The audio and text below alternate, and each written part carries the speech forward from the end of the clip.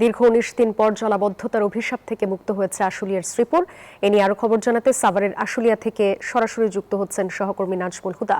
জানবো তার কাছ থেকে বিস্তারিত। হুদা, একটু জানাবেন যে কি পরিস্থিতি দেখতে পাচ্ছেন এখন?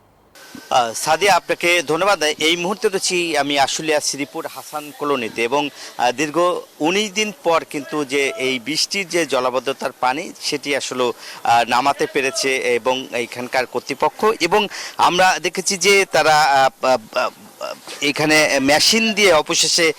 তারা কিন্তু পানিগুলো শেষে কিন্তু এই এলাকার যে দুর্ভোগ সেটি আসলে নিরসন করেছে এবং এলাকাবাসী কিন্তু যে এখনও কিন্তু যে এই যে দুর্ভোগের যে আশঙ্কা তারা আসলে মনে করছেন এবং তারা আসলে স্থায়ী সমাধান চায় যে এখানকার ড্রেন হোক এবং বৃষ্টির পানি জলাবদ্ধতা হলে যেন এই ড্রেন দিয়ে যেন পানিটা বের হয়ে যায়, যার ফলে আসলে ড্রেনগুলো সচল না থাকার কারণে মূলত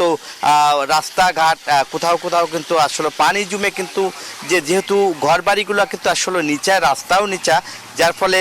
ভারী বর্ষণ হলেই কিন্তু আসলে তলিয়ে যায় এই শ্রীপুরের হাসান কলোনি এবং প্রায় আশেপাশে প্রায় ১ লক্ষ লোকের যে বসবাস, সেই ১ লক্ষ লোক কিন্তু আসলে এবার পানিবন্দী হয়েছেন এবং এই পানিবন্দী প্রায় ১৯ দিন তারা পানির সাথে যুদ্ধ করে কিন্তু অবশেষে উপজেলা নির্বাহী কর্মকর্তা এবং ইউনিয়ন পরিষদের তত্ত্বাবধায়ক মিলে কিন্তু আসলে এই যে পানি তারা এখান থেকে ব্যবস্থা করেছেন এবং আপনারা জানেন যে সড়কও কিন্তু আসলে যেহেতু এলিভেট স্পেসের কাজ চলছে, যে কারণে তারা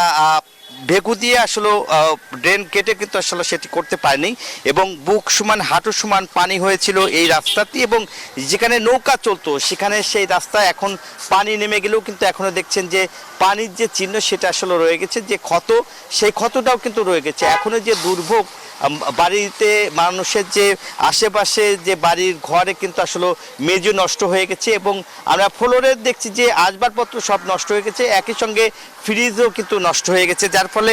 মানুষের যে এখানকার যে দুর্ভোগ তারা কিন্তু আসলে এলাকাবাসী বলছেন যে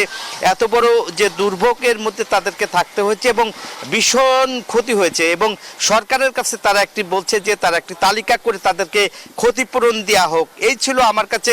আশুলিয়ার শ্রীপুরে দুর্ভোগের সর্বশেষ। ফিরে যাচ্ছি স্টুডিওতে সাদিয়ার কাছে। সাদিয়া। নাজমুল হুদা, ধন্যবাদ আপনাকে।